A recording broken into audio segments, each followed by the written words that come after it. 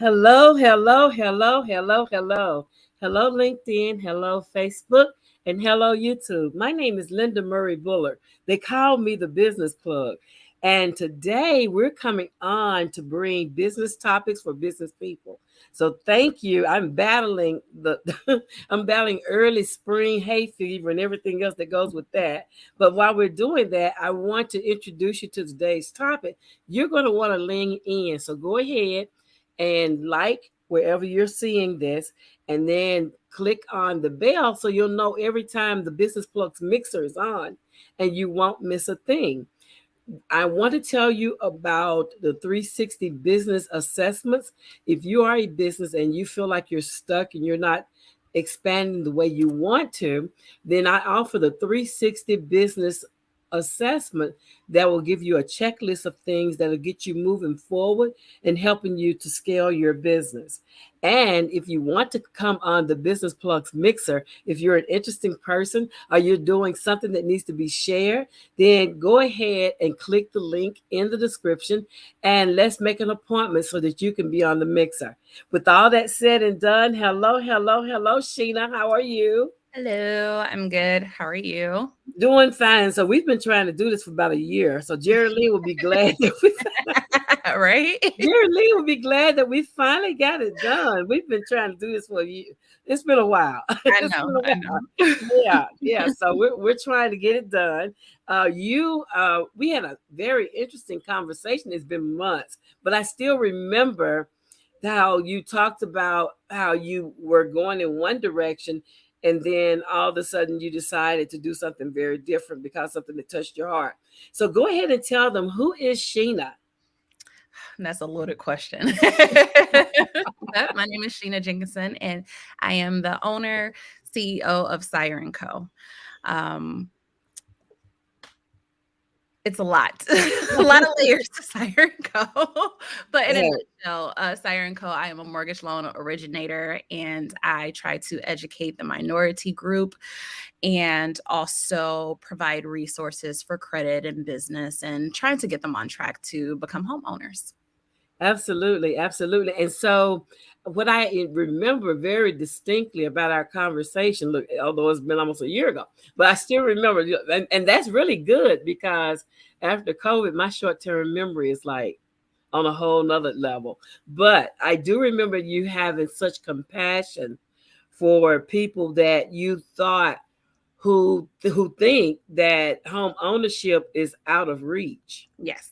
And so I do remember how you talked very passionately about helping them to understand like the basics of home ownership versus renting. Yes. Yes. My passion kind of stems from a lot of people not having the knowledge of the process of mortgaging. A lot of people want to be homeowners. That's a goal that a lot of us have. And we kind of don't understand the steps to get there. We know, hey, we find a real estate agent, we want to find a house, we pick the house, and it's like, then what? And the process starts way before then. And sometimes you kind of put the cart before the horse and you get in the process, and then something happens and you don't understand what happens, and then you're like, oh well, I can't do it. And then you end up renting for another 5, 10, 15 years, and that goal of being a homeowner just doesn't get crossed off the list. And so for me, I like to be that person, to be that resource, and kind of explain the process from the very beginning. Home ownership starts months before you find that real estate agent, before you find that dream house. Home ownership starts with credit. It starts with income. It starts with understanding the process. It starts with stuff that may have been on your credit from 7 years ago. So Mhm. just understanding the process, what your options are, and what you need to even qualify is important. And it's just not a lot of resources for it. Right, right. And that's the thing. And like you said, most people want to own a house. Like my sons so I've owned a house all their lives.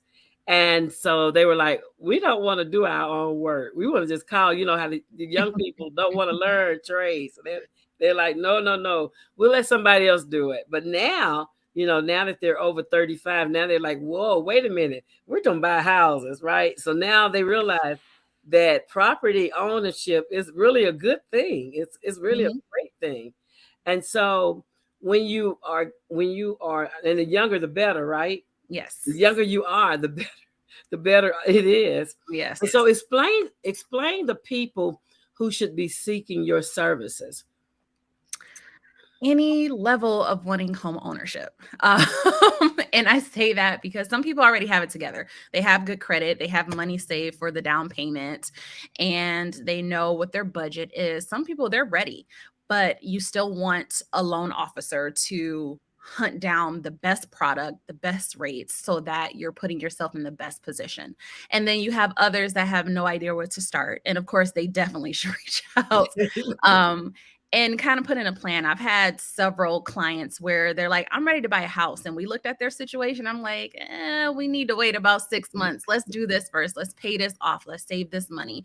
And after explaining to them how it works, they're like, okay, cool, let's do it. And we have check-ins and I follow up with them. And then they're like, okay, I've done this and I'm ready. So anyone that's interested in home ownership, even down to investment properties. I mean, it's so many different avenues of being a homeowner, just understanding like, this is what's required of me, this is what is needed, this is where I need to be in order to obtain it. That's important. And your best friend is your loan officer. A lot of people don't really know that a loan officer works for you. A lot of people think you just go directly to a bank and apply for a mortgage, and they either give you the mortgage or they don't. With a loan officer, they kind of broker for you. They'll shop around. I work with over 188 lenders. So if one lender say no, that is not the stop. Like we're gonna keep going. We're gonna go to the next lender until we get a yes and look at their requirements. So anyone that's ready or just want to learn about it for future, I always suggest reaching out to a loan officer.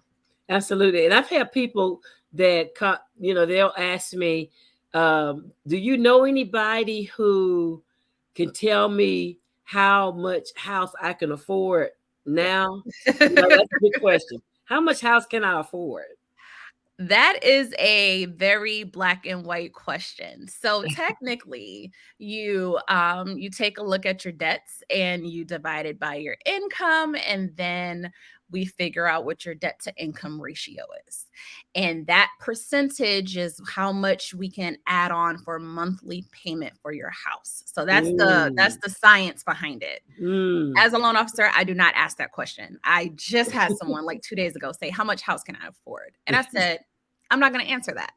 I want you to tell me how much you want your monthly payment to be. And Exactly. they gave me a range, and I said, okay, so this is how much that house would be, because you can qualify for up to $500,000 of a house.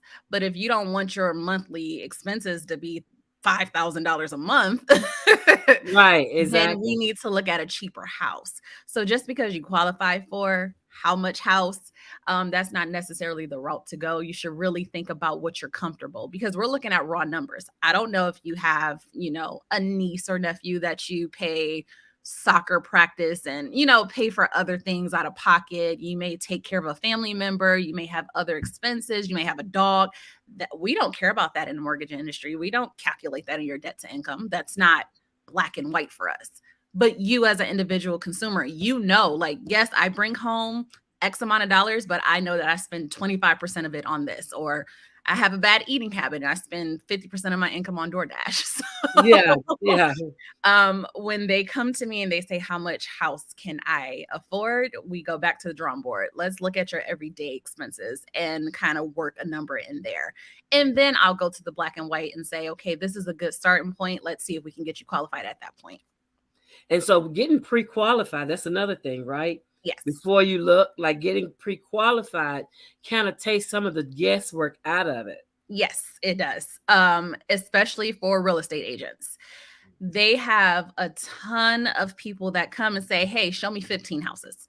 And they're not paid until we close as well. So they show 15 houses. That's gas, that's time. And then they're like, oh, you don't qualify for anything. You can't even get a loan. And now I've wasted a lot of time showing you 15 homes. So when you get pre-qualified, we're looking at your debt, we're looking at your income, and we're kind of doing that guesswork on how much house you can get so that the real estate agent can kind of give you a range and show you houses within that mean. For Mm, me, I used to be a FHA and conventional underwriter. So I pre-underwrite your file. Um, mm, so I take a little deeper dive into your assets. I look at your credit. I ask for letters of explanation. So by the time you find that house and you're working with that realtor and we get you under contract, when we go to underwriting, we kind of already know what to submit, so we don't have to spend as much time in underwriting. And yeah, that's a process that a lot of people don't understand. They're like, well, what happens after I apply? You have a long journey, typically 45 to 60 days before you can get your keys. yeah, and then understanding about like so bad credit, right? Bad credit, low credit scores. Mm-hmm. There are things you can explain away, Yes. and then there are some things that you can't.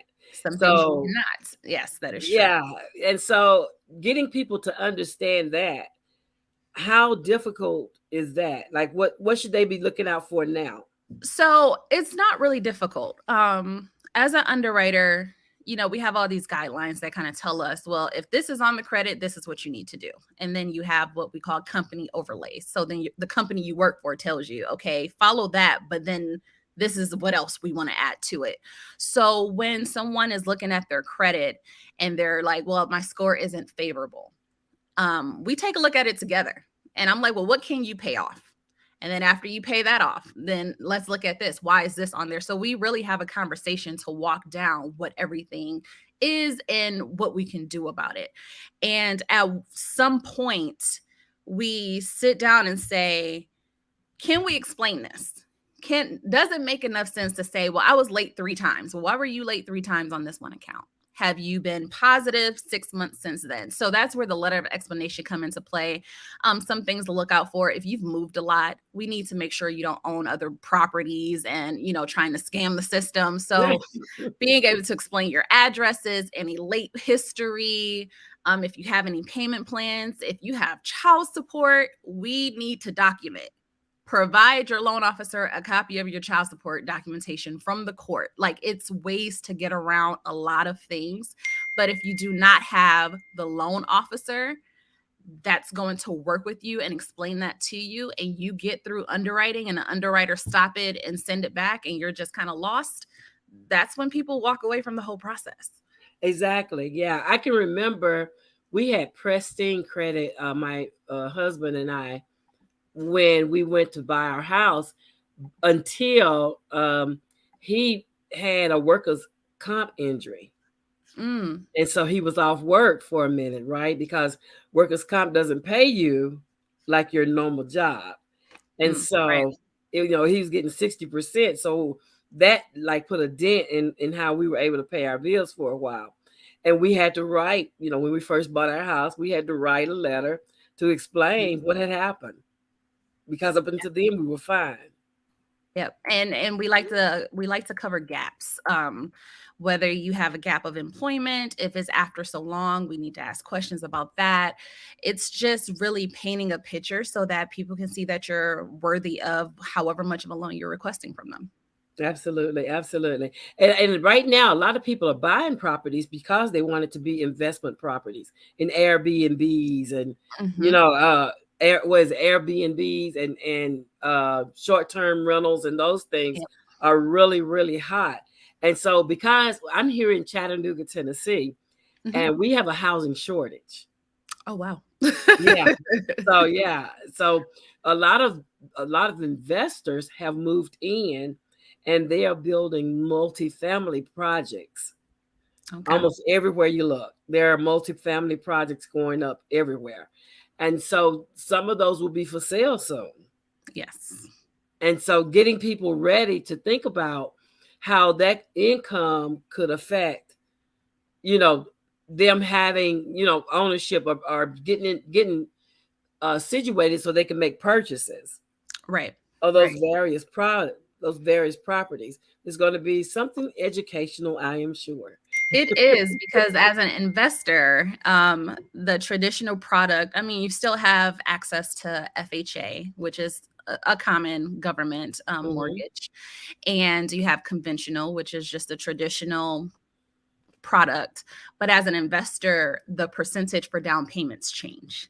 And a lot of people Mm, don't know that. They're like, oh, mm, I can bring down 3.5%, or I can bring down 5%. It's like, as an investor, you need to bring down 20% of the sales price. And, mm. people get to the table and they're like, oh, I didn't know I needed to bring down that much. And your down payment is separate from your closing costs. It's a lot of nuances that happens, and a lot of people think they're prepared to buy a home, and sometimes they just don't even have the finances, set in place. So again, being prepared to become a homeowner as an investor, as a residential primary, as a vacation home, Airbnb, whatever the case may be, you need to start to plan before you're ready to hunt down that property. And there is a true benefit in ownership. Yes, it is. It is. There are so many benefits in home and property ownership. I remember when we first went, new, um, they talked about points. Yes. Those are fun. Yeah. And we were like, okay, what does that mean? So Yeah. explain what the points are. So you have, in a nutshell, these points kind of impact, in layman's terms, whether or not you're going to pay more or pay less for the actual loan. That's the simplest way to put it. Mm, And each lender have different points. You can do buy downs on your interest rate. So if your interest rate is at a 7, if you have enough cash to buy it down, you can basically pay upfront and they'll give you a favorable interest rate. mm-hmm. So the points is it's very unique. It depends on the lender. It depends on your credit profile. It depends on the product, the market. Is so many different variables to making sure that you lock in a decent loan, and how the points may impact how much money you may or may not have to bring to the table. I know it. We were like, okay, we have no idea what that means, but but yeah, there's so many nuances in ownership that people really don't understand. Like to the average novice, it feels like I have money, you have property. Let's just go meet Let me somewhere. buy Let's go it. meet somewhere and get this ironed out, right? But you talked about before you get to that point, right? Before you identify the house, get pre-qualified and all that. What things should we be doing months before Months before. we're ready? Months before, one, you need to make the conscious decision. I want to buy a house. Once you do that, you need to start putting money away and save. And that is important that you do that ahead of time, because it's a guideline, it's a requirement that your money to close and your down payment have to be seasoned. That means it needs to already be into your account 60 days prior. Yeah, So right then and there, you need to start saving your money, because if you randomly put $5,000 in an account, they're going to ask you to source it. And if it's not something that they like, they're going to say, we can't use it. So now you can't use that $5,000 toward your down payment or your closing costs. So the number one thing is to make sure that you're saving your money ahead of time, so that is nice and seasoned and we won't have any issues. Another thing to do is to make sure that you have your documentation for your tax returns. You need pay stubs, you need 2 months worth of bank statements. You need to mentally prepare to have to hunt down stuff that we typically don't think about. We get paid, it's direct deposit. I don't care about that pay stub as long as my money went in there. You need to exactly. make sure you can have access to it. You need to make sure you've been on your job, and if your hours change or anything funky happens, we got to talk about it. So just mentally prepping yourself for those things and just kind of keeping track of things along the way will help you in the long run. Even understanding your credit. Hey, let me pay some of this stuff off. Let's start to prepay stuff off. Let's not open new credit cards. Let's not open furniture loans. Let's not do any of that. Let's not buy a new car. We want to lower your debt to income. So the sooner you can pay stuff off and eliminate all of that extra debt, the better. So by the time you get there, you have a clean slate. It's like, hey, here's my money, here's my income, here's my credit. Let's Yeah. go on the road, and And you won't and have that not stop. I made the mistake of closing accounts. Ew, that's Yeah. I was no, like, "This is paid, close it." And I was like, "No, no, don't no. do So that." that's a credit thing. That's really a credit thing. When you close accounts, you're losing your history, your good payment history, your credit limit, whatever it may be. And when you close it, it kind of hurts your credit because now it's like, well, what are we reporting? You've eliminated your 15-year credit card history because you paid it off. So I never recommend closing it. Pay it down to zero and leave it. Just leave it Yeah, and you'll be good to go. absolutely, absolutely. And so those are things that you wouldn't normally know, right? Because Right. we think, if I paid it off, let's close it out, and not realizing that it impacts your debt to credit ratio the way that it does.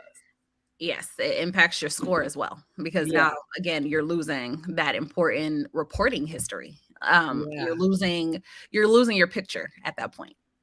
yeah. And so, yeah, so these are quick ways, things that people should think about prior to, once they've made the decision, hey, I'm getting ready to purchase a home, prior to actually contacting a real estate agent, prior to getting pre-qualified or trying to decide things, looking in the areas where they want to live, Hmm. right? And kind of shopping to see what kind of houses are there and Hmm. how much house per square foot is in that market, like the comparables, Hmm. like understanding what that is. And Yeah. so let's talk about comparables. Okay. such Comparables. So such that's a little out of my realm because I'm not an appraiser, uh-huh. but it's easy to kind of look at comparables. You look at the square footage, you look at the year it was built, you look at if it was any renovations. That information you can find on Zillow. Mm-hmm. And typically on Zillow, if you scroll down toward the bottom, it says similar properties. And so you can kind of click and kind of see what they're selling for and kind of, what's going on. It kind of rates the neighborhood. So, I mean, you can always do that legwork, but really your real estate agent should do that for you. Um, Especially once you've shared what you're looking for. It should be a whole thing. Like we should be interviewing as if we're like gonna marry each other. Yeah. Well, Let's that's gonna sit be your down and first. talk That's about it. gonna be your guide through the process, right? Yes, Your real yes, estate agent. And yes, so having a good agent, and yeah. one that returns your calls and one that wants to talk to you and is very upfront is like a major thing. The biggest thing is one that works with your loan officer. You Uh, want them to have a relationship because they need to make sure that they're getting you in the best product and the best property simultaneously together. So they should be partners at that point. That's a huge thing that seems to be a disconnect within the mortgage industry. Real estate agents kind of like, okay, some people come pre-approved, and that's fine. But they should still try to figure out who are you pre-approved with, who is my contact person. Let's communicate so that if anything changes, if your property taxes changes and your real estate agent finds out, you need to speak with your loan officer about that because now that's changing your monthly payment. So just making sure that everyone is a team for you is important. Um, and it's difficult to kind of find that, but I mean, I know some great real estate agents and they are very transparent with their client and they're very transparent with me. yeah. And right now, this is a great conversation to have because we're in tax season. Yes. And so people are getting taxes back and, thinking about what can I do constructively with this tax money? And the Although it's fun not part like it was last year. We, is we not. realize that. It's not. But the fun part with the whole tax season, the tax money, you can source that. So it doesn't have to be in your account for 60 days because you should have your tax return that shows your refund amount. So if you have that tax return, remember I was saying keep up with your paperwork, then we can source that. So if you have enough money to do your down payment and you're ready to go and you have your closing costs and you feel like your credit's in a good space, then go for it. Go for Absolutely. it. And Absolutely. I mean, it's a great investment. I mean, with all investments, it's a risk. Equity may go up or down. The market is a little iffy right now, but what we're preaching is marry the house and we'll refinance that rate later. Date the Yeah. rate.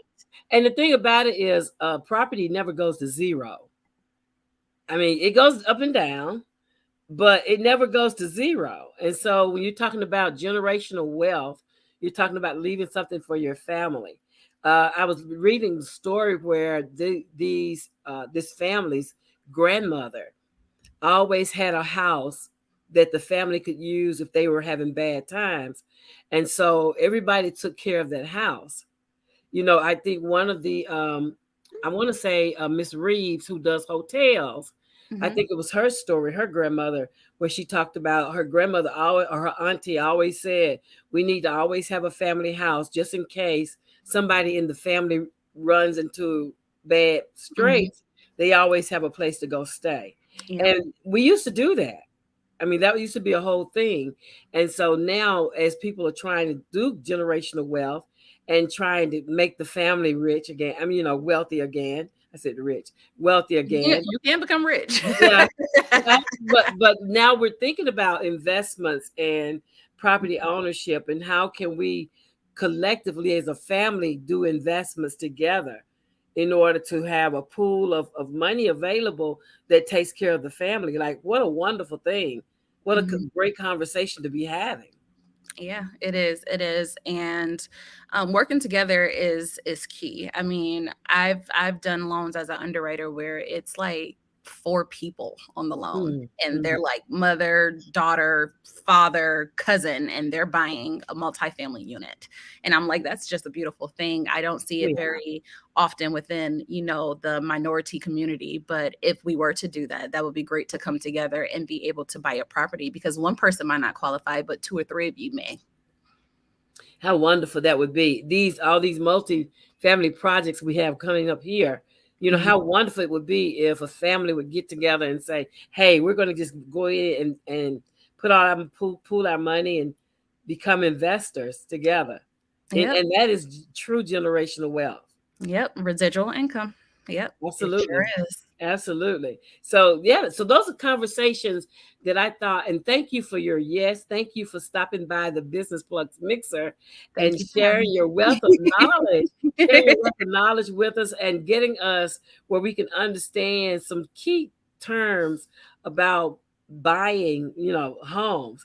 And let's talk about flip the switch a little bit, talk about selling homes. Yes. Yes. So Um, yeah, let's talk about that. it's still education. It's education. Understanding the process, the taxes that you have to pay, understanding what you're responsible for. In every situation, you have a buyer and a seller. You have seller concessions. That mean you're going to cover some stuff for your buyer. Just understanding your role in that is important. And most of the time, you get that information with your real estate agent. Um, but again, if all the real estate agents is working with the loan officer, it's a clear picture of what's happening with the transaction. So Mm. selling, if you have the equity and you need to let go of the property, is nothing wrong with that. There's nothing wrong with it at all. If you decide to hold on to it and turn it into a rental, then hey, that's residual income as well. So just understanding, I always recommend speaking with a tax professional because again, you have to pay capital gains because hey, that's Absolutely. a lump sum of income for you right there. So again, just making sure you have a transparent real estate agent and tax professional is important when you're selling your home. Wonderful. People you can trust. Yes, People that's you how can we buy. trust. Yep. Absolutely. Because there's just shadiness everywhere right now. And so it behooves us to do our due diligence to learn who's in the industry. So I've put your information in the description of this video. And Mhm. so anyone that wants to reach out to Sheena, please, please, please, please, please do. Uh, Reach out to her, ask her questions, ask Yes. her how she can help you. Again, we had that conversation some months ago. You were so compassionate about, I just want us to do better. I want us to Yes, learn that more. is the ultimate goal. And yeah, a lot of people they charge a bunch of consultation fee. Not me. I have a Facebook page. You can ask me whatever you want to ask me, and I'm going to walk you through it. I don't feel like education should cost. I mean, some of the stuff should just be knowledge that we just share just so we can better each other. I like it. I like it. I like it. I like it. Well, thank you again. And so in parting, Can you give us a couple of minutes of information that we should consider as your last words? Let's see. The one thing I can say is don't get discouraged. In the process of purchasing a home or coming to that decision, make sure that you're confident, make sure you're comfortable, and learn as much as you can. Learn about credit, learn about debt to income, learn what the underwriting process is. Learn key terms, CTC, clear to close. That means you can get your keys. Just understanding where you are in the process and what your goals are. Don't get discouraged if you hit a bump in the road. That's why you have loan officers. They should be able to walk you through it, and they should be able to answer your questions to help you attain that goal. I thank you. I thank you so much. My name is Linda Murray Bullard. They call me the business plug, and I just introduced you to the reasons why we should take all the stigma off of home ownership and contact Sheena so that she can help walk us through it. I will join you every Sunday here, 7 p.m. Eastern Time on the Business Plugs Mixer. Until next Sunday, you all have a great week, and we'll see you next Sunday at 7 here on the Business Plugs Mixer. Have a good evening.